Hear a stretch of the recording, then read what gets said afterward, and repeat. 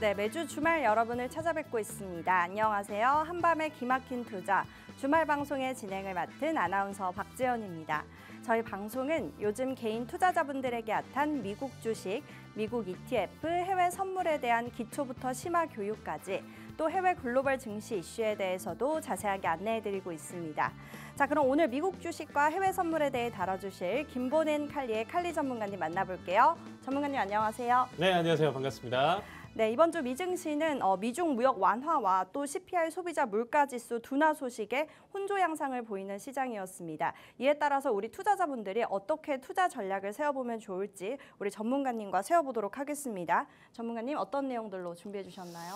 네, 일단 이번 한 주, 일단 거침없이 상승하는 미증시, 정말 대단합니다. 저 역시도 솔직히 말해서 좀 템포를 쉬고 넘어갈 가능성이 높다라고 생각했었는데 그 부분을 다 무시하고 정말 호재성 내용만 계속적으로 쥐어잡으면서 억지로 지금 현재 증시를 계속적으로 끌고 가고 있는 상황이에요. 자, 일단은 지금 현재 차트 보시면서 일단 좀 얘기를 좀 드리면, 자, M7들이 말도 안 되는 반등 흐름 자체를 보여줬습니다. 자, 현재 내용 자체 보시면요. 자, 엔비디아 무려 한 주 기준으로 지금 15% 가까이 상승을 보여줬고요. 테슬라는 20% 넘는 상승을 보여줬어요. 선생님, 이 섹터 기준으로 이러한 지금 대형주들이 한 주 기준으로 이렇게 올라가는 거 보셨나요? 그러니까 상승 꾸준히 보셨잖아요. 그렇죠? 네. 우리가 알고 있는 이 M7들 같은 경우는 전반적으로 잘 버텨주고 원래도 이제 힘 받아준다라고 하면 상승 흐름 자체를 보여주는데 한 주 기준으로 20%예요, 테슬라가. 네. 엔비디아 15%, 얘는 시총이 얼마인 줄 아시죠? 네.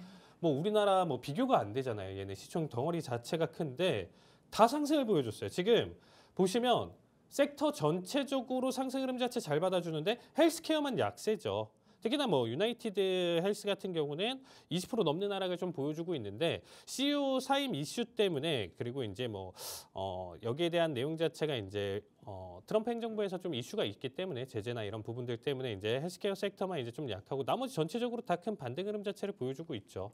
그래서 지금 일단은 테크놀로지는 어제자 기준으로는 9%가 넘었었던 걸로 기억하는데 이제 컨슈머 사이클리컬 같은 경우도 이제 상승폭을 굉장히 좀 크게 보여줬었던 섹터인데 7.6%, 6.5% 섹터 기준으로 제가 최근에 설명드렸을 때 몇 주 동안 그냥 계속 상승이다 이렇게 좀 브리핑을 드렸었던 것 같아요.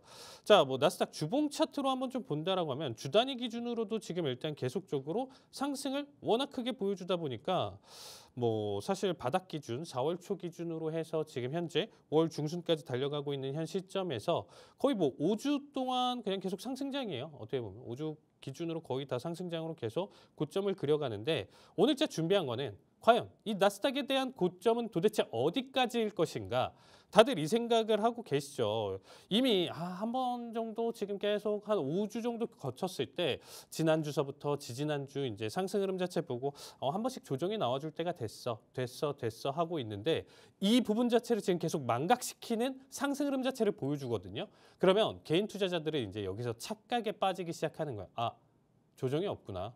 상승 계속적으로 가져가고 있고 이것도 나만 못 잡고 내가 비중 여기서 못 싣고 옆에 지인이나 친구 같은 경우는 여기서 비중을 더 타고 계속적으로 지금 공격적인 투자를 하신 분들 같은 경우는 계속 수익 자체를 30%, 40% 큰 금액 자체를 가져왔다 이 소식이 들리면 여기서 또 포모가 지금 계속 쏠리면서 나 놓쳤다. 이제 한번 또 올인성 베팅을 해야 되는 시점이구나 할 때 물려요. 꼭 우리가 그 시점에서가 또 조정 장세를 만들어주는 거죠. 그래서 오늘자 준비한 내용 자체는 그래서 이 상승은 도대체 끝이 어딜 것인가 여기에 대해서 일단 좀 준비를 했고요. 그리고 이번 주 이슈에 대해서 자세히 준비했으니까 많은 시청 부탁드리도록 하겠습니다. 네, 이번 주 미증시는 강한 상승세를 보였었죠. 이 상승세가 지속될지 우리 전문가님이 계속해서 투자 전략 세워주신다고 하니까요. 채널 고정 부탁드리겠습니다. 자, 그럼 이제 이번 주 글로벌 증시 이슈 정다영 캐스터 통해서 알아봅니다. 네, 이번 주 주요 글로벌 이슈 짚어보겠습니다. 첫 번째는 미중 협상은 시작일 뿐 트럼프 중동 순방에 날아오른 미증시입니다. 트럼프 대통령은 사우디아라비아를 시작으로 중동 순방에 나섭니다. 이번 방문에서 트럼프 대통령은 미국의 시리아 제재를 전격 해제하겠다고 선언했습니다. 또한 트럼프 대통령은 사우디와 방위산업 계약을 체결했다고 발표했는데요. 이를 포함해 총 6천억 달러 규모의 거래가 이루어졌다고 밝혔지만 뉴욕타임스는 실제로 공개된 계약 규모는 발표된 액수의 절반에도 미치지 못한다고 지적했습니다. 이번 순방에서 일론 머스크는 테슬라 로보택시 도입 가능성을 열어두었는데요. CNN은 머스크가 트럼프 대통령과의 밀착 관계를 기반으로 사우디 시장 진출을 적극 확대하고 있다고 분석했습니다. 한편 인공지능 반도체 업계에서도 대형 소식이 전해졌습니다. 엔비디아와 AMD가 사우디 기업 휴메인과 총 100억 달러 규모의 대규모 데이터 센터 프로젝트에 반도체를 공급하기로 합의한 것인데요. 이 같은 소식에 힘입어 뉴욕 증시에서는 엔비디아 주가가 최대 6.4%, AMD는 4.5% 급등했습니다. 관련한 미증시 종목들 현재 주가와 관련한 전략, 칼리 전문가님과 알아보도록 하겠습니다. 다음으로 바이든 지우기에도 반등한 신재생 섹터, 저가 매수 시점인가입니다. 최근 미국 하원에서는 공화당 주도로 인플레이션 감축법을 폐지하는 세제 개편안이 발의됐습니다. 전기차 보조금 제도는 원래 2032년까지 유지될 예정이었지만 이번 세제안이 통과되면 2026년 말까지만 지원되고 조기 종료됩니다. 또한 이번 법안은 우려국 외국 기업 조항을 명시하면서 중국산 원자재를 많이 사용하는 경우 세액공제 혜택을 받을 수 없게 했습니다. 이로 인해 미국 내 생산 비중이 높은 기업들은 반사 이익을 기대할 수 있는데요. 이런 흐름 속에서 퍼스트솔라 주가는 큰 폭으로 상승했습니다. 시장에서는 세제안이 세액공제를 즉각 폐지하는 대신 2029년부터 단계적으로 줄여나가는 방식이 채택되면서 최악은 피했다라는 평가가 확산됐고 여기에 중국산 제품 규제 강화 기대감까지 더해지면서 투자 심리가 크게 살아난 것으로 분석됩니다. 자세한 내용은 칼리 전문가님과 알아보도록 하겠습니다. 세 번째는 스테이블 코인 법안 부결에도 코인 관련주 급등, 접근 전략은입니다. 미국 재무부가 최근 이자를 지급하는 스테이블 코인의 확산에 대해 공식 대응에 나섰습니다. 또한 스테이블 코인이 미국 단기 국채를 담보로 삼을 경우 국채 수요가 최대 1조 6천억 달러까지 증가할 수 있다는 전망이 제시됐습니다. 위원회는 스테이블 코인이 금융 시스템의 리스크를 초래할 수는 있지만 동시에 블록체인 기술을 활용한 혁신 기회를 제공할 수 있다고도 평가했습니다. 한편 미국 상원에서는 스테이블 코인 규제 법안인 지니어스법의 논의가 난항을 겪고 있습니다. 이 밖에도 애리조나주에서는 이 비트코인 비축 법안이 통과되면서 정부가 가상자산을 공인 수탁하고 관리할 수 있는 길이 열리고 있습니다. 또한 이더리움은 팩트라 업그레이드를 완료했습니다. 스테이블 코인 규제와 비트코인 투자 확대 흐름이 맞물리면서 글로벌 가상자산 시장은 새로운 전환점을 맞고 있습니다. 자세한 내용은 뒤에서 칼리 전문가님과 알아보도록 하겠습니다. 마지막으로 가격 인상 선언한 월마트, 여타 주목할 실적 기업은입니다. 먼저 미국 최대 유통업체인 월마트입니다. 1분기 EPS가 시장 예상치를 소폭 웃돌았고 미국 내 동일 매장 매출도 4.5% 증가하며 양호한 흐름을 보여줬습니다. 다음은 싱가포르의 기술 기업 시리미티드입니다. 1분기 EPS와 매출, 수익성 측면에서는 시장 기대를 상회했습니다. 사업 부문별로 살펴보면요. 전자상거래 매출은 29% 증가하면서 31억 달러, 핀테크는 무려 58% 급증했습니다. 마지막으로 네트워크 장비 기업인 시스코 시스템즈입니다. 3분기 EPS가 매출 모두 시장 예상치를 상회했습니다. 발표 직후 시스코 주가는 3.3% 상승했습니다. 각 기업들이 보여주는 실적은 현재의 글로벌 소비와 기술 수요의 흐름을 반영하고 있는데요. 하지만 월마트의 사례처럼 정책 불확실성과 물가 상승 우려는 여전히 시장의 변수가 되고 있습니다. 자세한 내용은 칼리 전문가님과 알아보도록 하겠습니다.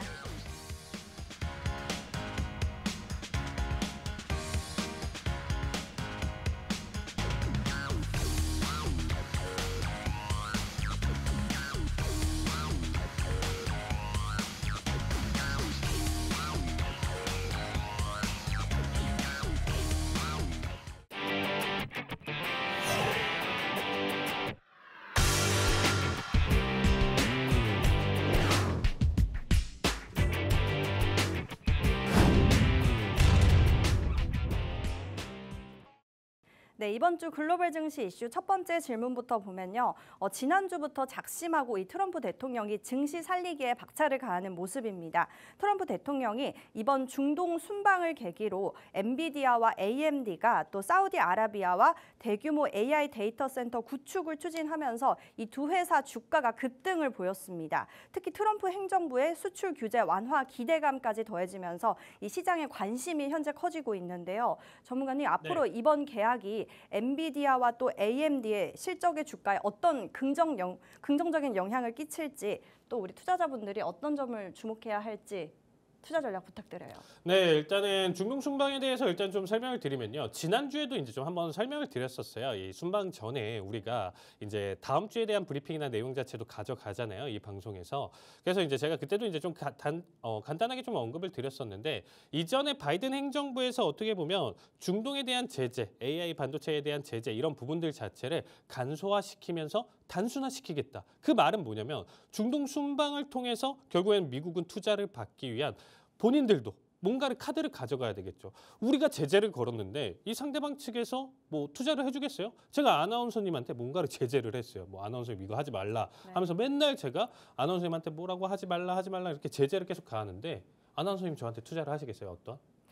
힘들죠. 이거 뭐 할 수는 있는데 뭐 내가 지금 가진 자본이 6천억이다라고 네. 하면 뭐 한 500억, 1000억 정도는 그래 어쩔 수 없이 관계상 할 수는 있는데 6천억 뭐 조단위 뭐 그 이상을 할 수 있을까요? 안 하겠죠. 그러니까 서로 간에서 이전의 제재를 만약에 이제 풀고 이렇게 가져가면서 사이 자체를 또 원만하게 잘 가져가자 이런 식으로 얘기를 하면 또 얘기는 달라지겠죠. 그래서 트럼프가 이미 순방 전부터 이러한 카드를 가져왔었는데 그 결과가 역시나 이 초대형 경제 협력 내용 자체를 가져가면서 6천억 달러 규모의 거래 발표가 이번에 이어졌었죠. 그래서 일단은 뭐 방산계약 같은 경우는 이제 1,420억 달러 역대 최대로 체결을 가져가면서 증시에 어떻게 보면 상승을 계속적으로 이끌어갔었던 결과값이었어요.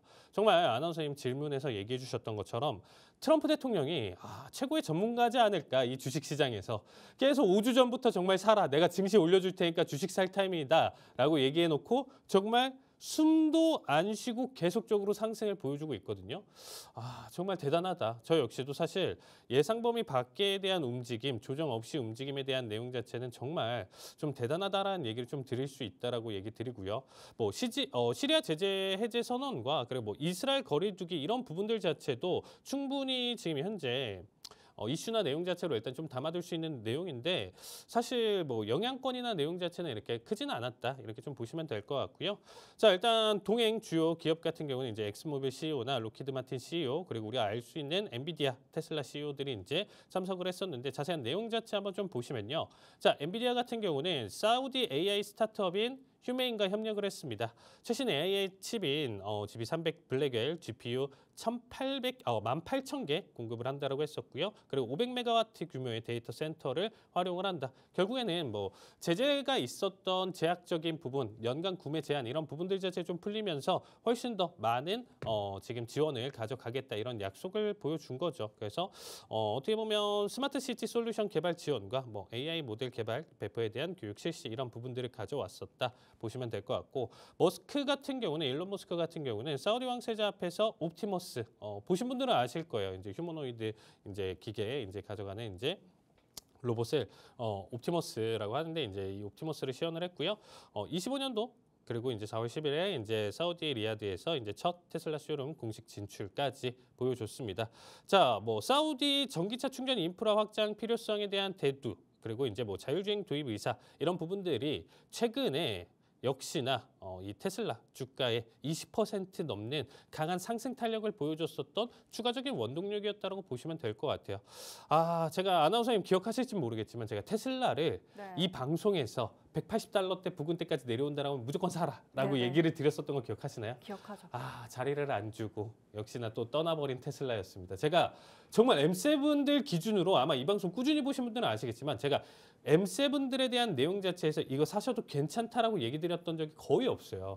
왜냐면 사실 좀 불안정하고 전체적인 큰 매크로 경제에서 가장 큰 비중을 차지하는 시중 비중을 차지하는 부분이기 때문에 얘네 자체 이슈보다는 흐름 자체에서 지금 일단은 반응을 하기 때문에 뭐 트럼프 대통령이 진짜 뭐 관세를 이렇게까지 폭탄으로 한다라고 하면 얘네가 좋은 기업임에도 불구하고 정말 얘네도 폭포수처럼 떨어지거든요.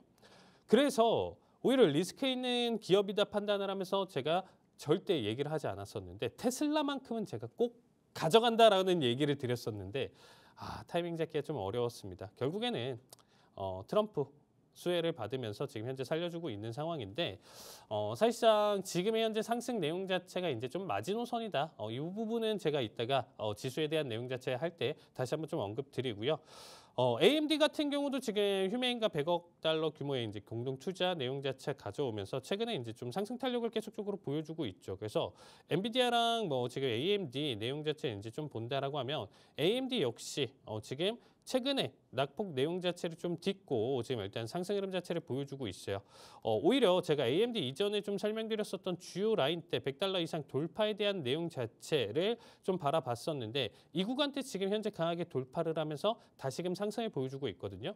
리테스트 자리값이에요. 1.27이 자리값까지 하락 가져가는 내용 자체에서 반등에 대한 지금 현재 최고치 내용 자체 담아두고 있다라고 보시면 될 것 같습니다. 그래서 AMD 보유하고 계신 분들 같은 경우는 지금 내용 자체에서 저는 50% 혹은 70% 이상의 비중 축소 자리값이에요. 이 이상의 지금 내용 자체 기대하는 거는 사실 확률상 굉장히 좀 낮은 자리라서 AMD가 가질 수 있는 반등 기준으로는 지금 현재 최대치를 지금 가져왔다 이렇게 좀 얘기를 드리고 싶습니다. 그래서 AMD는 여기까지만 좀 봐주시면 좋을 것 같고요.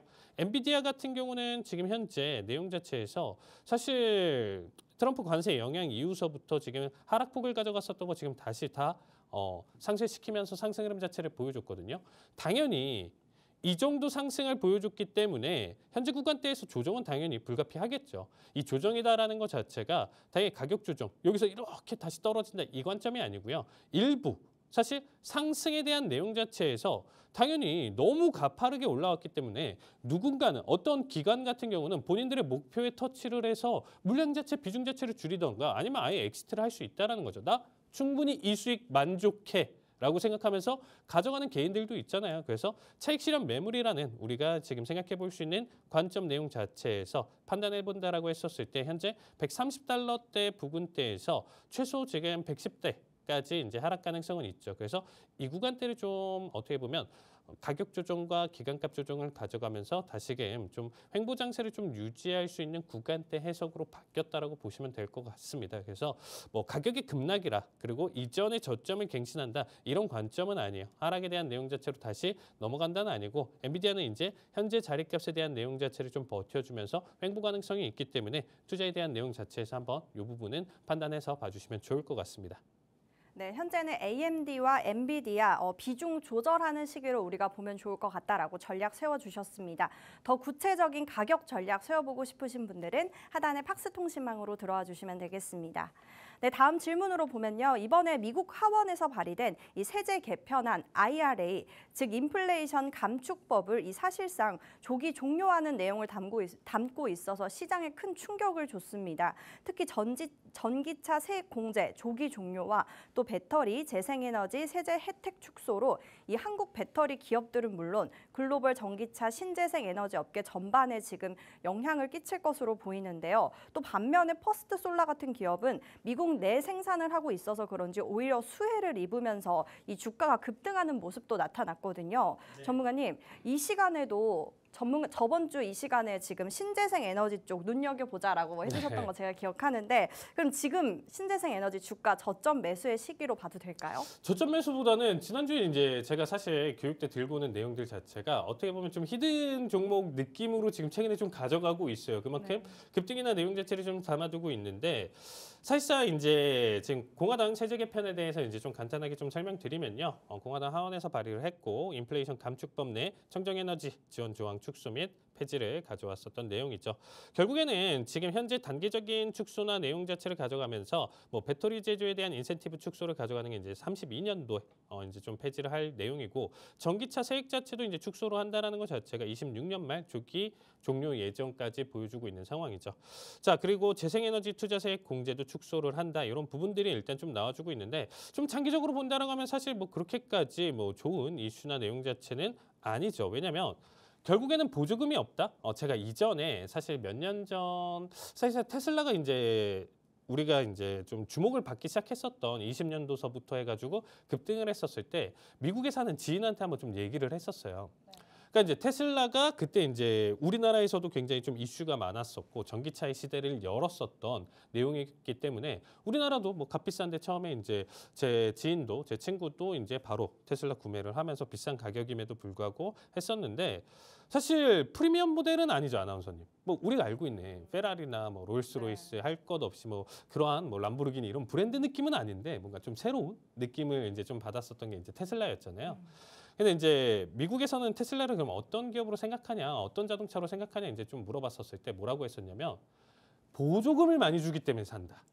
지원을 많이 해주기 때문에 나라에서. 그러니까 이런 지금 현재 세액 지원이나 이런 내용들 자체가 값이 싸기 때문에 뭐 차값이 보통 뭐 6천만 원이다 평균적으로 이렇게 생각을 해보면 아나운서님 막 2천만 원, 3천만 원 지원을 해준대요. 네. 사요 안 사요? 사죠. 그렇죠. 뭐 네. 전기차, 뭐 친환경 그리고 뭐 기름값도 더 적게 든다, 유지비도 괜찮다 하면 내가 사실 정말 현실적으로 본다라고 하면 살만하다라는 거예요. 네. 그런 개념으로 사는데 이 보조금을 안 준대요. 살 거예요?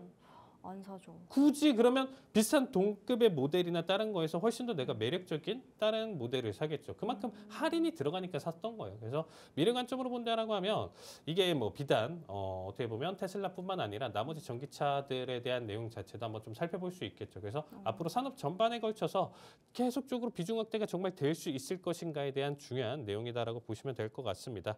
자, 그리고 이제 제가 설명드렸었던 내용 자체로 사실 이제 친환경 에너지 기준으로 좀 본다라고 하면 좀 엇갈렸어요. 그러니까 미국 내 생산 비중이 높은 기업들이 사실 어떻게 보면 상승 흐름 탄력을 너무 크게 보여줬죠. 퍼스트 솔라 같은 경우는 와 대단하죠, 아나운서님. 제가 사실 지난주에 이제 보셨다라고 판단을 하더라도 132달러였던 게 200달러를 갔거든요. 그럼 몇 프로인가요? 50%가 넘어요. 네. 50%가 넘죠. 말도 안 되는 상승을 보여줬어요. 왜냐면 지난주 금요일 날 지금 기준으로 5%, 그리고 월요일 날 11%, 그다음에 수요일 날 22%. 한 번도 안 쉬고 올라갔거든요. 그게 말이 안 되죠. 이 지금 현재 퍼센트만 보더라도 40%가 넘는데 이거는 이제 더해지는 게 아니죠. 사실 곱해지는 거죠, 여러분들. 그래서 현재에 대한 상승 내용 자체 바라본다라고 하면 퍼스트 솔라 같은 경우는 이제 상승 흐름 자체를 많이 보여줬고요. 썬런 같은 경우도 이제 추가적인 상승 내용 자체 탄력을 크게 보여줬어요. 비슷한 흐름 자체를 가져갔었다라고 보시면 될 것 같습니다. 근데 이제 좀 단기적인 슈팅이나 내용 자체가 워낙 크게 보여줬기 때문에 이 모습을 보고 지금 따라 들어가는 건 절대 안 돼요. 그래서 이거는 보유자 영역이고 지금 현재 자리값 기준으로는 정리를 보셔도 이제 충분히 괜찮다라는 얘기를 좀 드리고 솔라이트 같은 경우도 이제 사실 최근에 이제 상승 흐름 자체를 보여주면서 어제자 무려 16% 상승 흐름 자체를 보여주고 있는데 솔라이트 같은 경우는 오히려 조금 더 탄력을 받아줄 수 있는 자리값이다라고 보시면 될 것 같아요. 그래서 솔라이트 같은 경우는 지금 현재 나머지 앞에 설명드렸었던 퍼스트 솔라나 이제 썬런 같은 경우는 현재 구간대 충분히 엑시트에 대한 관점으로 보셔도 괜찮을 것 같고요. 솔라이트 같은 경우는 이제 한 38달러 부근대까지는 단기적인 급등 이어갈 가능성이 높다. 이 정도로 봐주시면 좋을 것 같습니다. 네, 신재생 에너지 쪽 우리가 조금 더 눈여겨봐도 좋을 것 같다라고 전략 세워주셨습니다. 조금 더 구체적인 가격 전략 필요하신 분들은 하단의 팍스통신망으로 들어와 주시면 되겠습니다. 네, 세 번째 질문 보면요. 최근 미국 재무부가 이 이자를 지급하는 스테이블 코인 확산에 대응을 하고요. 또 상원에서는 스테이블 코인 규제 법안 논의가 지금 난항을 겪으면서 이 가상자산 시장이 새로운 국면을 맞이를 하고 있습니다. 여기에 리플이 서클 인수 시도와 또 비트코인이 비축 법안 통과, 또 이더리움의 업그레이드까지 지금 현재 겹치면서 이 가상시장 전반에 큰 변화 조짐이 지금 보이고 있는데요. 전문가님, 네. 이런 가상자산 규제 변화들이 우리 시장에 어떤 영향을 좀 끼칠까요? 자, 지금 어떻게 보면 저는 뭐 비트코인에 대한 내용 자체가 사실 좀 특이성 자산도 같이 좀 포함되어 있다고 당연히 좀 인정을 하는 편이에요. 워낙 급등을 너무 많이 한다라고 하면 거기에 따라서 이제 차이점이 좀 많이 발생을 하잖아요. 그 이제 스테이블 코인 같은 경우는 이전에도 우리나라에서도 한번 좀 이슈가 있었죠. 이 내용 자체로 이제 한 번에 무너질 수도 있다. 그러니까 사실 완전히 제도권에 대한 내용 자체로 확실하게 들어가 있는 부분은 아니기 때문에 그렇게까지 저는 긍정적으로 삼지는 않아요. 긍정적인 내용 자체는 안 가져가고 지금 뭐 미 정부 차원에서의 대응이나 내용 자체 이제 좀 본다라고 했었을 때 뭐 스테이블 코인이 미국 단기채 수요 자체를 이제 최대 1조 6천억 달러 증가 가능성까지 이제 좀 대두를 시키고 있다 이런 식으로 나와주고 있고 지니어스법 들어보신 분들 좀 계실 거예요. 스테이블 코인 규제법인데 현재 상원 논의 중단된 상태입니다. 이런 부분들을 좀 비집고 지금 최근에 어떻게 보면 코인 시장 자체도 지금 크게 반등을 계속적으로 좀 보여주고 있는 상황인데 저는 개인적으로 지금 현재 다시금 이렇게까지 솔직한 얘기로 급등을 보여줄 줄 몰랐어요. 코인 시장 자체가 그러니까 일부 반등은 보여줄 수는 있다라고 생각했거든요. 근데 사실 10만을 다시 이렇게 또 안착을 하면서 들어 올릴 거라고는 생각을 못했고 한 8만, 9만 정도까지가 이제 좀 마지노선이었지 않았을까. 지금 현재 이게 비트코인 차트예요. 비트코인 차트인데 이전 고점을 다시 위협을 하고 있어요. 그러니까 이게 맞나? 이렇게 되면 시장 자체가 또다시 혼란이 또 가속화되면서 사실 지속적인 상승 자체를 기대하기는 저는 조금 어렵지 않을까라는 생각을 하고 있습니다. 그럼에도 불구하고 트럼프 힘까지 또 같이 받아주면서 상승 탄력을 계속적으로 좀 보여주고 있죠. 그래서 여기에 대한 상승 내용 자체 지속적일 것이냐라고 했었을 때 글쎄요. 지금 현재 제가 또 이제 마지노선으로 보고 있는 886 마디값 저는 이제 여기까지 생각하는데 제가 말씀드리는 게 사실 다 정답은 아니잖아요. 저 역시도 예측이나 내용 자체를 벗어나는 지금 현재 움직임까지도 가져가고 있기 때문에 여러분들이 판단하시기에 일단 지금 생각해 보셨을 때 현재 기준으로 사실 한 번 더 고점을 갱신한다라고 하면 저는 그러니까 전고점이에요. 그러니까 완전 신고점을 갱신한다가 아니고요. 그러니까 25년도 1월 20일 날 갱신했었던 이 자리값 말고 지금 가장 최근에 5월 이제 12일 날 갱신했었던 이 자리값까지 한 번 더 치고 넘어온다라고 하면 11만 5천, 11만 6천 달러까지는 상승 가능성이 있다고 생각해요. 그러니까 이 정도는 가져가야 또 다시 한 번 더 잠잠해질 가능성이 있는 거지 아니면 또 여기서 계속 지금 현재 비빈다라고 하면 결국에는 꿈틀꿈틀 되면서 상승 탄력을 조금 더 보여줄 수 있다 이렇게 보시면 될 것 같아요. 그래서 아직 들고 계신 분들 같은 경우는 오히려 조금 더 지켜보셔도 괜찮고요. 뭐 ETF 측면도 나쁘지 않다라고 보고 있습니다. 우리가 이제 좀 대표적인 기업으로 본다라고 하면 이 스테이블 코인 관련으로 이제 좀 살펴볼 수 있는 기업 같은 경우는 우리 알고 있는 코인베이스 같은 경우가 최근에 일단 사실 실적 발표 이후에 이제 오히려 또 추가적인 급등을 보여줬어요.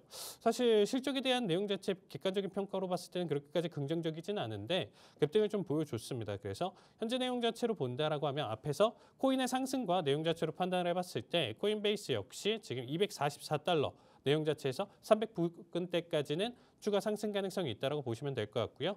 그다음에 이제 코인의 정말 또 대표적인 기업으로 또 볼 수 있는 마이크로스트레이지 같은 경우는 티커명 MSTR 같은 경우는 전고점도 한번 돌파를 할 것 같아요. 최근에 이제 공매도 세력 때문에 코인과 완벽하게 비트코인과 지금 똑같이 가져가진 않는다라고 보시면 될 것 같은데 그래도 추가적으로 고점 갱신하면서 600달러대 위협할 가능성은 높다라고 보시면 될 것 같습니다. 그래서 단기적으로 시장이 표현은 그렇지만 좀 미쳐 있다. 일단 주식 시장도 그렇고 코인 시장도 그렇고 다시금 과열이 되면서 미쳐 있는데 계속적으로 여기서 웅크려드는 게 아니고 보여주는 자리값 뻗어주는 내용 자체에서는 일부 조금 더 흡수를 하면서 가져가 보고요.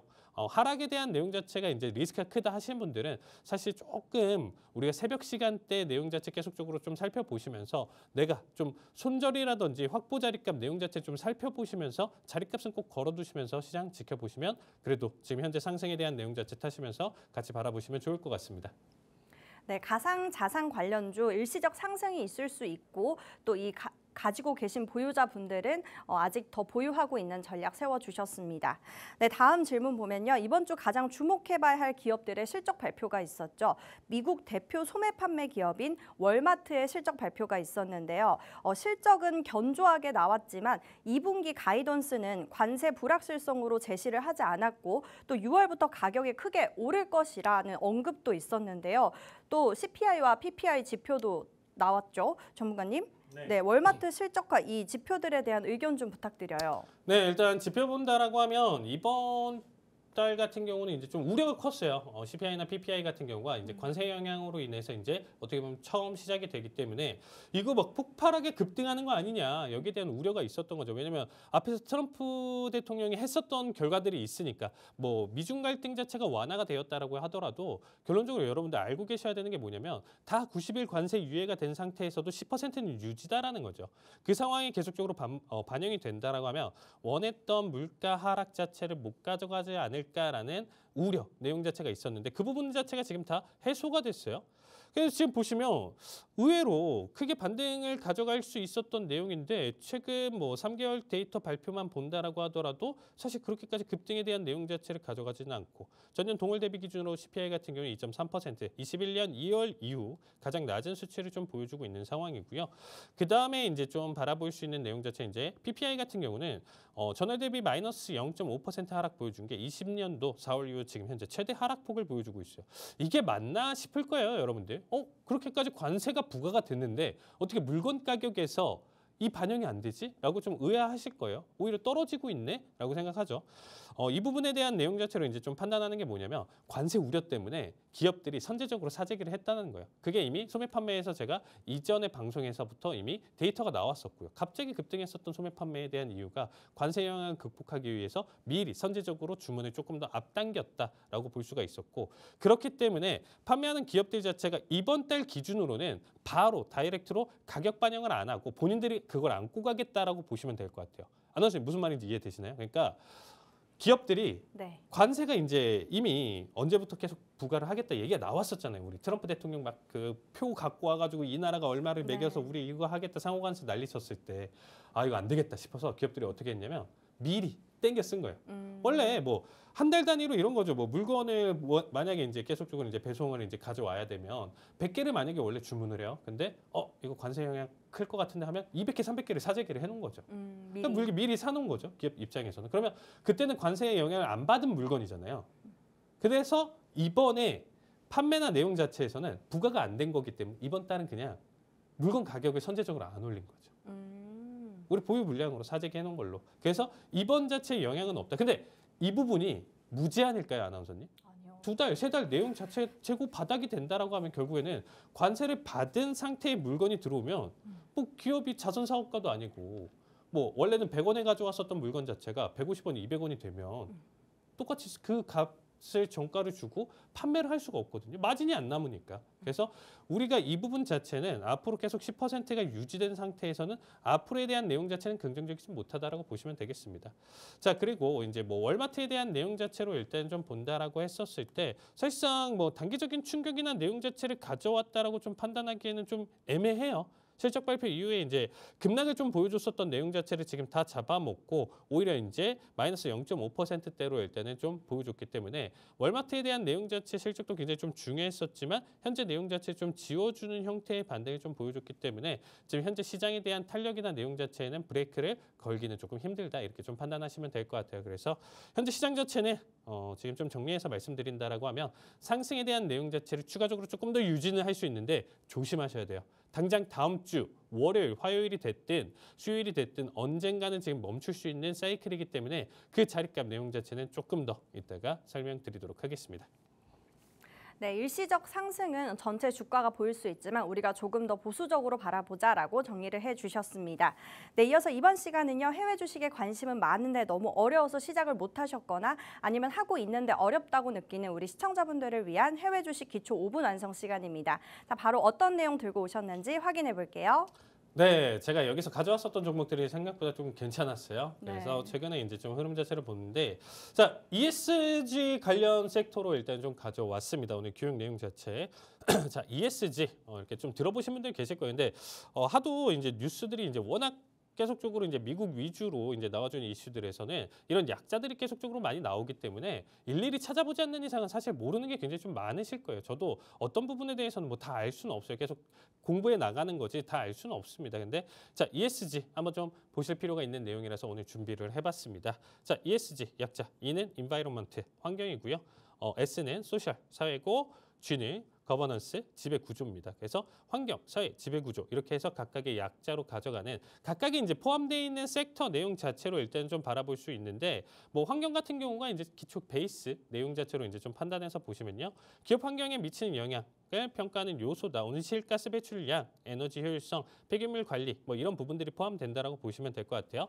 자, 그래서 이 ESG 내용 자체에서 각각 ESG 중에 E 환경 중심의 기업, 그래서 전력 및 재생에너지 기업에 대한 내용 자체인데 자, 일단 최대 풍력 태양광 발전 기업 중 하나로 친환경 에너지 전환의 이제 선두주자 기업인데 이 기업은 넥스트에라 에너지입니다. 자, 티커명은 NE이고요. 이 기업 같은 경우는 최근에 반등 흐름 자체를 굉장히 좀 크게 보여주고 있죠. 현재 주가나 내용 자체를 본다라고 했었을 때 74달러대, 60달러대 지금 현재 이탈 내용 자체 기준으로 60 초반 기준으로 지금 74달러대까지 올라왔어요. 최근에 탄력이나 내용 자체로 좀 판단해 본다라고 하면 상승에 대한 지금 현재 기준점으로 본다라고 했었을 때 추가적으로 계속적으로 이어갈 가능성이 높다라고 생각하고 있습니다. 그래서 지금 오늘 준비했었던 기업들 중에는 이제 가장 큰 상승 흐름이나 내용 자체 기대치가 있는 기업이다라고 보시면 될 것 같고요. 그다음에 이제 이코렉 같은 경우는 지금 현재 티커명은 ECL이고요. 산업 및 식품 위생 솔루션을 가져가는 기업이에요. 그래서 제가 이제 설명드렸던 것처럼 ESG 중에 이 기업 같은 경우는 E랑 S에 이제 조금 더 연관성이 강한 기업이다라고 보시면 될 것 같습니다. 자, 일단 시간이 좀 없어서 일단 좀 생략하면서 일단 좀 가져가면 최근에 이제 좀 저항점에 부딪히고 있는 상황이라서 전고 돌파에 대한 내용 자체 기대치로 본다라면 한 270달러대까지는 추가 상승 가능성이 있는 기업이죠. 10% 미만이라서 사실상 이제 상승에 대한 기대치가 조금 적은 편이라 사실상 뭐 주가적으로 지금 현재 당장 들어가셔라라고 하기에는 굉장히 좀 리스크가 있는 기업인데 그래도 추가적인 상승 내가 한 3%에서 5% 정도 만족한다 하시는 분들 같은 경우는 지금 현재 자리값이나 내용 자체도 충분히 타이밍으로 볼 수 있는 기업이다라고 보시면 될 것 같고요. 자, 세일즈포스 같은 경우는 ESG 중에서 S랑 G에 이제 조금 더 연관성이 이제 큰 기업이다. 클라우드 기반 CRM 소프트웨어 기업이다라고 보시면 될 것 같습니다. 자, DI 전략 그리고 이제 투명한 지배 구조를 좀 가져가면서 ESG 관련 기술 솔루션, 탄소 추적 툴 등의 이제 고객들에 이제 좀 제공하는 기업이다라고 보시면 될 것 같은데 이 기업 같은 경우는 지금 현재 바닥 대비 지금 현재 한 번 더 다지는 기업이다라서 오히려 한 번 더 조정이 나와준다라고 하면 접근 가능성이 있다라는 거죠. 그래서 현재 290달러에서 한 250, 60선까지 떨어진다라고 하면 여기서부터 한번 좀 모아가시는 걸 조금 추천드릴게요. 그래서 세 가지 우리가 ESG 관련 기업에서 각각의 이제 성향 자체가 어떻게 나와져 있는지 여러분들이 한번 좀 구별해 보시면서 공부하는 시간 가져보셨으면 좋겠습니다. 네, 지난주 재생에너지에 이어서 오늘은 ESG 섹터 들고 와주셨고요. 이 섹터 안에서의 정확한 종목명과 매수, 매도 타점 필요하신 분들 하단의 팍스통신망으로 들어와 주시면 되겠습니다. 네, 그럼 이제 다음 주 글로벌 증시 이슈 정다영 캐스터 통해서 알아봅니다. 네, 다음 주 주요 글로벌 이슈 짚어보겠습니다. 첫 번째로 글로벌 경제 지표 일정입니다. 먼저 5월 20일 월요일입니다. 월요일에는 중국 소매 판매 지표와 실직률, 유럽 소비자 물가 지수가 발표됩니다. 미국에서는 4월 선행지수가 발표될 예정인데요. 이 선행지수는 경기 전망을 가늠하는 지표로 이 시장에서는 전월 대비 0.7% 감소로 예상하고 있어 이 경기 둔화 신호가 확인될지 주목되고 있습니다. 다음 날인 5월 21일 화요일에는요, 이 중국의 인민은행이 대출 우대금리, 이른바 LPR을 발표합니다. 최근 중국 경제 회복세 둔화 우려가 커진 가운데 이 금리 변동 여부에 시장의 관심이 집중되고 있습니다. 또 미국에서는 레드북 소매 판매 지표가 발표되는데요. 이 소매의 경기 흐름을 가늠할 수 있는 자료로 주목할 필요가 있습니다. 다음으로 5월 22일 수요일에는요, 일본의 4월 무역 수지 수출입 지표가 공개되고요. 이어서 5월 23일 목요일에는 이번 주 가장 주목할 만한 날입니다. 미국에서는 주간 신규 실업수당 청구 건수와 제조업 PMI, 서비스 PMI 지수가 잇따라 발표됩니다. 특히 제조업과 서비스업 PMI 모두 기준선에 근접할 것으로 예상되면서 이 경기 확장과 위축의 경계선을 넘나드는 흐름이 관찰될 전망입니다.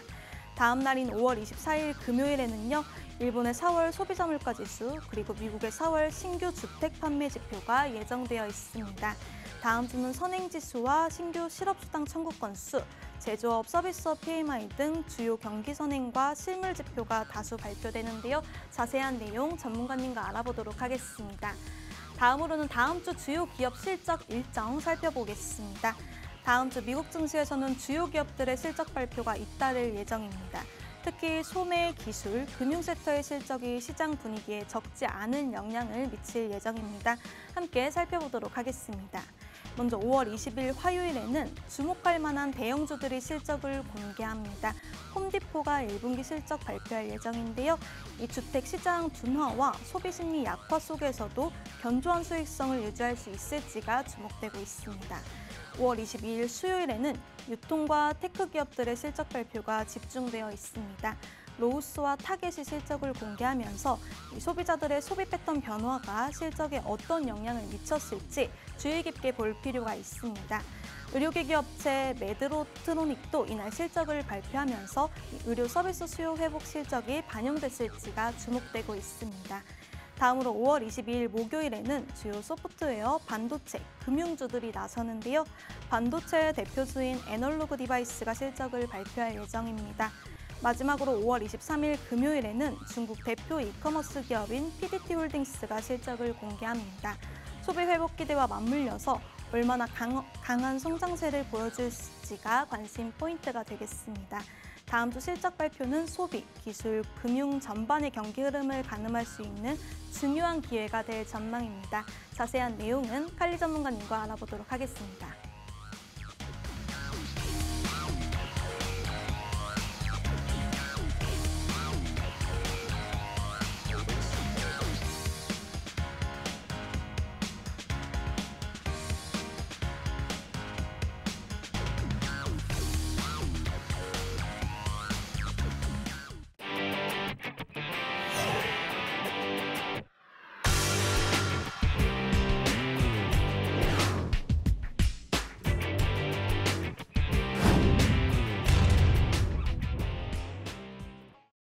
네, 다음 주 증시 이슈 첫 번째 질문부터 보면요. 다음 주에는 미국의 선행 지수 그리고 신규 실업수당 청구 건수, 제조업과 서비스업 PMI를 비롯해 이 중국의 소매 판매, 유럽 소비자 물가 지수 등 주요 경기 선행과 또 실무 지표가 잇따라 발표될 예정인데요. 이번 지표들은 이 미국의 경기 둔화 신호 여부와 또 유럽과 중국 경제 지표 흐름에 따라서 이 변동성이 크게 커질 수 있다라는 말이 나오고 있습니다. 전문가님, 이와 관련해서 다음 주 지수 전망과 또 중국 지수 전망도 많이 궁금해하실 것 같아요. 네, 일단 아까도 제가 설명드렸었지만 우리가 이제 나스닥 기준으로 본다라고 하면 이제 기술 중심이기 때문에 우리 M7 중심이기 때문에 얘네 이제 향후 흐름 자체가 굉장히 좀 중요하다라고 했었죠. 어디까지일 것이냐? 지금 현재 선물 기준으로 본다라고 하면 나스닥 같은 경우가 21,400대까지도 지금 돌파를 보여주고 거의 500대까지 올라왔거든요. 얘의 끝이 어딜 것이냐라고 했었을 때 얘의 끝은 지금 현재 21,800부근. 사실 800은 조금 안 돼요. 한 700 정도라고 좀 보시면 될 것 같습니다. 700 중반. 그러면 현재 기준으로 본다라고 했었을 때 400에서 지금 현재 300 정도? 그러면 2%밖에 안 남았어요, 아나운서님. 2%. 그러니까 지금 현재 지수 기준의 상승은 2%인데 이 2%를 M7들이 끌고 간다라고 하면 얘네 자체적으로 사실 얘네가 전체 시총 비중을 다 차지하는 건 아니기 때문에 얘네가 끌고 간다라고 하면 나머지 뭐 테슬라, 엔비디아, 뭐 마이크로소프트, 뭐 구글 같은 기업들 같은 경우가 한 5%에서 한 6% 정도 이상은 지금 아직 추가 상승이 남았다고 보시면 될 것 같고요. 오히려 얘네가 사실상 거의 제자리 걸음 내용 자체를 판단을 해봤을 때는 지금 현재 바라봤을 때 나머지 제가 앞에서 좀 설명드렸었던 뭐 반등 기업이라든지 뭐 재생에너지 기업이라든지 이런 기업들의 상승 흐름 자체가 10% 이상까지도 보여줄 수 있어요. 그래서 지금 현재 내용 자체로 본다라면 지수 기준으로는 계속적으로 붙들고 계시고요. 딱 나스닥 선물 기준 750, 21,750을 터치를 한다라고 했었을 때는 이제는 내가 여기까지만 좀 보자. 당분간은 조금 현재 지금 추가 상승을 가져갈 수 있는 기업들 같은 경우는 다 엑시트 하시고요. 가파르게 상승했었던 종목들은 다 청산하시는 거. 오히려 제가 비중 축소를 얘기하지 완전히 올 엑시트라는 얘기를 한 번도 한 적이 없어요. 방송에서. 리스크가 너무 크기 때문에. 근데 여기서는 그 정도로 하셔도 괜찮을 만큼 그만큼 좀 중요한 자리다. 이렇게 좀 설명을 드리고요. 항생 같은 경우 지금 일단 좀 설명을 드리면 현재 자리캡 기준으로 일단 좀 판단을 해봤을 때 맥시멈 마지노선은 아니에요. 오히려 항생은 계속적으로 추가적으로 달릴 가능성이 있기 때문에 최근에 이제 항생에서 이제 포함되어 있었던 중국 메이저 종목들 같은 경우는 지속적인 상승 우상향 봐주시면 좋을 것 같습니다. 네, 나스닥 선물 매도 타이밍과 또 항생 지수 타이밍까지 짚어주셨습니다. 정확한 타이밍은 하단의 팍스 통신망에서 알려드리도록 하겠습니다. 네, 두 번째 질문 보면요. 다음 주 미국 증시에서는 이 홈디포와 팔로알토 네트윅스, 그리고 타깃, 인투이트, 그리고 PDD 홀딩스 등 이 주요 기업들의 실적 발표가 예정돼 있습니다. 특히 소비 심리와 클라우드 수요, 그리고 세금 시즌 특수 등 이 여러 흐름이 실적에 반영이 될 것이라서 이 시장에 영향이 적지 않을 것으로 보이는데요. 전문가님, 이번 실적에서 특히 저희가 좀 주목해봐야 할 섹터 있을까요? 제가 홈디포 같은 경우는 아나운서님이랑 이제 팍스 다른 방송에서 한번 좀 우리가 히든 종목으로 했었던 네네. 종목 중에 좀 하나였었는데 최근에 상승 뒤에 지금 일단은 다시금 조정 뒤에 반등을 좀 보여주고 있는 상황이거든요. 그래서 오히려 건강한 조정을 가져왔기 때문에 현재에 대한 지금 반등이나 내용 자체를 조금 더 기대를 해볼 수 있고요. 최근 실적에 대한 내용 자체로 좀 판단해 본다라고 하면 현재 기대치나 내용 자체로 본다라고 했었을 때 단기적으로 400달러대까지는 가져갈 가능성은 있습니다. 근데 그 부분 자체가 지금 10% 미만이기 때문에 실적에 대한 기대값으로 일단 단기적으로 일단 좀 바라보셔도 나쁘지는 않다 정도인데 그렇게까지 투자로 우리가 좀 리스크를 안고 가져갈 만한 자리값은 아니다라고 보시면 될 것 같고요. 팔로알토 네트워크스 같은 경우는 지금 현재 내용 자체에서 제가 이 종목도 사실 이전에 가져왔었던 종목 중에 하나예요. 근데 이제 다시금 전고 돌파한 내용 자체 현재 기준점에서 본다라고 하면 굳이 투자에 대한 내용 자체를 굳이 설명드리고 싶지는 않네요. 여기에 대한 내용 자체 기준점이 없어서 뭐 자세한 전략이나 내용 자체는 좀 안 나올 것 같고요. 타깃 같은 경우는 지금 오히려 지금 계속적으로 좀 조정을 더 크게 받아주고 있거든요. 그래서 이 종목 같은 경우는 지금 오히려 하락 가능성이 조금 더 크다라고 보시면 될 것 같아요. 그래서 실적에 대한 내용 자체 기대치로 보시기보다는 지금 혹시라도 보유하고 계신 분들 같은 경우는 전저점 이탈에 대한 내용 자체에서는 손절 내용 자체로 판단하시면서 마지막 내용 살펴보시면 될 것 같고요. 인투이티브 같은 경우는 지금 현재 다시금 전고 돌파에 대한 내용 자체 기대치는 있는 종목이에요. 그래서 고점이나 내용 자체 실적에 대한 기대치로 본다라고 하면 전고 돌파에 대한 내용 자체 담아두시면서 매수 관점 유지해 주셔도 괜찮을 것 같습니다. 네, 다음 주 실적 발표하는 기업 중에서 홈디포 짚어주셨습니다. 네, 그럼 이제 저희 방송 마지막 코너입니다. 글로벌 마켓 투자의 하이라이트라고 할 수 있는 해외 선물 기초교육 시간인데요. 국제유가, 미국채 유로화와 달러화, 그리고 천연가스, 골드뿐만이 아니라 나스닥과 S&P 500 지수 선물까지 상승과 하락에도 우리가 수익을 볼 수 있는 해외 선물인데요. 바로 어떤 내용으로 들고 오셨는지 확인해 볼게요. 자, 오늘 준비한 내용은 기술적 분석에 대한 내용 자체도 좀 포함시킬 수 있는 부분인데 자, 미국채 10년물에 대한 내용 자체로 우리가 한 번 더 일단 좀 다뤄보도록 하겠습니다. 자, 채권금리 같은 경우가 왜 중요하냐면 선물 대행하시는 분들은 계속적으로 이 차트를 같이 동시에 띄워놓으셔야 돼요. 왜냐면 저는 이제 라이브 방송 통해서 이제 저녁에 그리고 오전 저녁에도 같이 이제 좀 라이브 방송을 통해서 이제 진행을 하고 있는데 계속 동시에 계속적으로 지켜볼 수밖에 없어요. 왜? 채권 금리가 워낙 크게 급등을 한다. 이 연관관계를 잘 알고 계셔야 된다라는 거죠. 전체적인 큰 자본이나 내용 자체로 좀 판단을 해봤을 때 채권 시장이 워낙 크기 때문에 이 채권에 대한 금리가 계속적으로 올라가는 이 형태 자체는 채권 쪽으로의 지금 현재 메리트가 계속적으로 들어올 수 있는 상황으로 바뀌는 거고요. 그 결과 주식시장이 급락을 불러올 수 있다는 거죠. 그래서 제가 사실 라이브 방송 통해서 가끔씩 경고했었던 자리값들이 있거든요. 그러니까 결국에 4.8%대까지 올라가잖아요, 여러분들. 지금 채권금리가 4.8% 그 이상까지 올라가잖아요. 그러면 시장은 어떠한 호재를 가지고 무슨 얘기를 한다라고 하더라도 트럼프 대통령이 어디를 또 순방을 하고 어느 나라를 가가지고 이번 사우디처럼 아나운서님 사우디처럼 막 6천억 달러 규모의 뭐 체결을 가져오고 뭔가를 가져온다라고 하더라도 막 계속 대폭락이 나와요. 이거를 알고 계셔야 돼요. 그러니까 이 사이클은 사실상 어떻게 보면 공식과 같은 거예요. 단순히 우리가 1 더하기 1은 2다라는 수준의 내용이에요. 왜? 정말 큰 자본 자체가 이자의 메리트가 이렇게 4%, 5% 이상까지 올라가는 형태로 넘어간다고 하면 지금 미증시 왜 해요? 왜냐면 리스크가 너무 크죠. 이거를 정확하게 예시로 어떻게 여러분들이 이해를 하실 수가 있냐면요. 만약에 여러분들이 지금은 500만 원, 1000만 원, 2000만 원 이렇게 주식 투자를 하잖아요. 뭐 100만 원 단위가 될 수 있고 1000만 원 단위가 될 수 있는데 뭐 3%, 10%에 대한 변동성은 견딜 수가 있어요. 근데 만약에 내가 1000억을 가지고 내가 투자를 한다. 그럼 주식에 전체적으로 가져왔을 때 3%, 5% 변동성 때 몇십억씩 왔다 갔다 하거든요. 안선생님 투자하실 수 있어요? 아니요, 못하죠. 그렇죠. 갑자기 얘기가 달라지죠. 이게 1000원이었냐 1000억이었냐는 완전히 다르잖아요. 무슨 말이냐면 정말 내 이 변동성을 견딘다. 이 정말 큰 자본들 같은 경우는 주식에 대한 비중 자체가 그렇게까지 크진 않다라는 거예요. 오히려 안정적으로 5% 준대요, 아나운서님. 1,000억이면 5% 얼마인가요? 뭐 50억이에요. 50억을 그냥 이자로 준대요.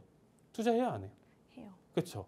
10% 준다라고 하도 하겠죠. 네. 그러니까 안정적인 이자가 있을수록 더 큰 자본이 쏠리기 때문에 현재 여러분들이 지금 살펴보셨을 때 트럼프가 어떠한 행동을 취하더라도 지금 현재 채권 금리가 계속적으로 올라가는 형태 자체는 미국 자체에서는 굉장히 큰 부담인 거고 이 부담에 대한 내용 자체가 해소가 되지 않는다라고 하면 시장 자체는 결국에는 이 부분에 대한 우려나 내용 자체로 결국엔 트리거 삼아서 무너질 수밖에 없다라고 보시면 될 것 같아요. 그래서 지금부터 지수 기준 2% 상승, 거기가 마지노선인 거고 앞으로는 여기에 대한 리스크, 두려움으로 시장 자체가 대폭락으로 다시금 이어질 가능성이 있다라고 보시면 될 것 같아요. 이거 얼마 남지 않았습니다. 7월부터에 대한 내용 자체 더 이상 추가 하락이 없다라고 하면 이 내용 자체 가장 큰 공포로 시장 누를 수 있으니까 시장에 대한 가장 큰 하락 트리거다라고 생각하시면서 채권 금리 공부하시면 좋을 것 같습니다.